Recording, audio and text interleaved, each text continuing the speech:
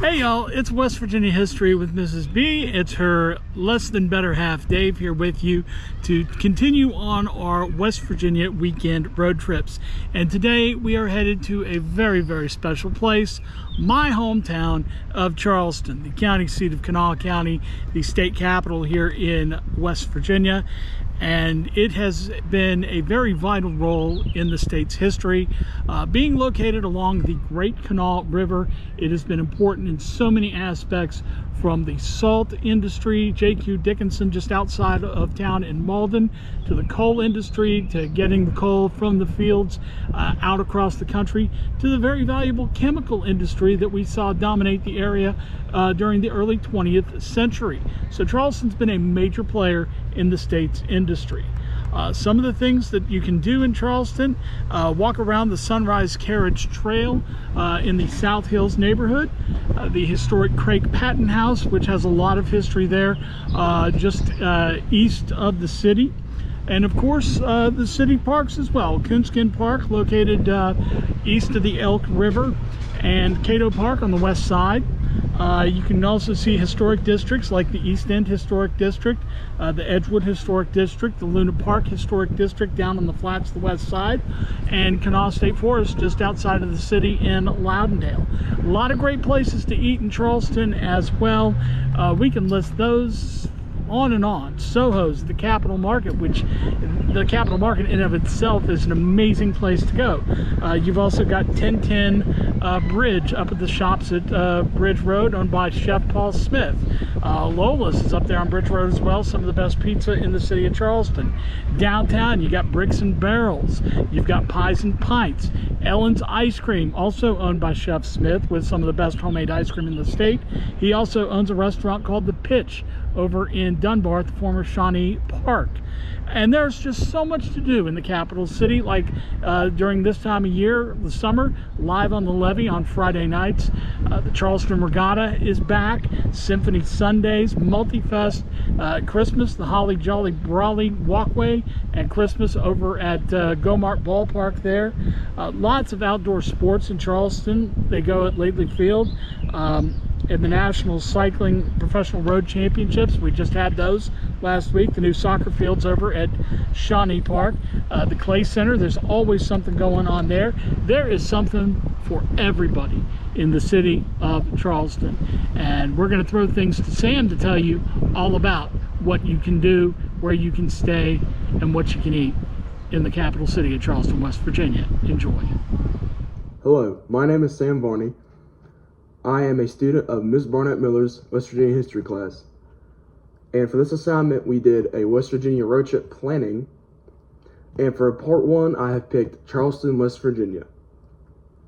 If you are wanting to go to a historic place, Charleston, West Virginia is the place for you. You can go view the historic pieces that once made up Charleston. Here is what you can do while you stay in Charleston.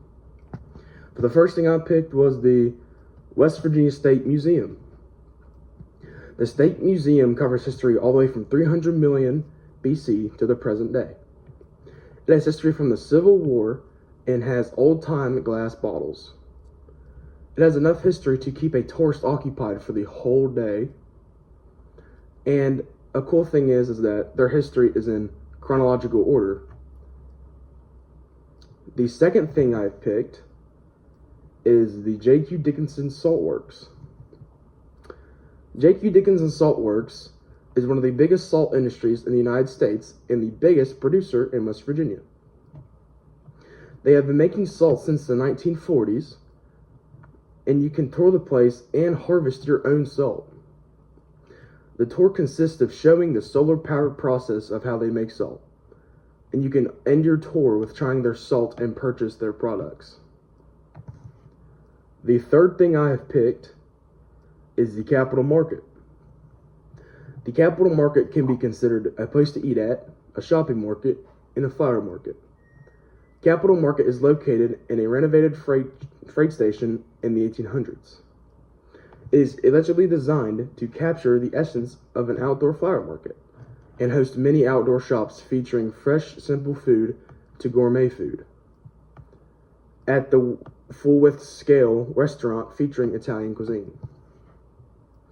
And the last place I've picked to explore in Charleston is the guided tours of the state capitol. The state capitol offers guided tours from 9:30 a.m. to 3:30 p.m. Monday through Friday. On average, a tour can last 30 minutes to an hour. The only way you can see the capitol is by going on a tour. The state capitol was designed by architect Cass Gilbert and has the highest dome in the U.S. and has a very big chandelier. For places to eat, the first thing I picked is DT Prime. Although this place can be quite heavy on the wallet, it doesn't stop tons of people from ordering here. And their most popular thing to do is cooking your own steak. DT Prime is a fancy restaurant where you can only call in advance to get a table. From experience, this place is very good, the staff is very nice, and the food is really good. The next place I've picked is Dem Two Brothers on a Grill. This place is a top spot for tourists while staying in West Virginia. This restaurant started in someone's backyard, and now it is a restaurant, which is very cool to me and the tourists. The staff is very friendly along with the owner. The third thing I've picked, and final thing, is Fazio's.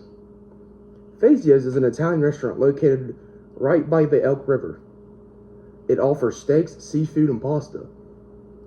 If you are vegan, they offer vegetarian-friendly foods as well. You might have to call in advance to get a table, but the staff is very friendly, and from personal experience, when I went there, the food was good and the service was good as well. For places to stay, I have 2 Airbnbs.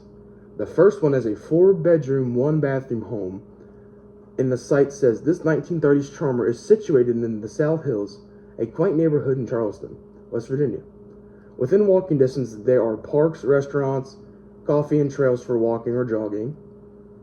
Less than 5 minutes away from downtown as well as major shopping areas. This home is perfectly located for your stay in West Virginia. And the second Airbnb is a fully remodeled 100-year-old house. All amenities with a mix of vintage and modern decor. It is minutes from downtown shops, dining, and entertainment such as the Convention and Coliseum, Clay Center, Yeager Airport, Town Center Mall, and Mardi Gras Casino. This house is $70 a night and is a guest favorite. The house is located on Park Avenue. Thanks, y'all, for watching. Please like, share, and subscribe to West Virginia History with Mrs. B on both Facebook and YouTube.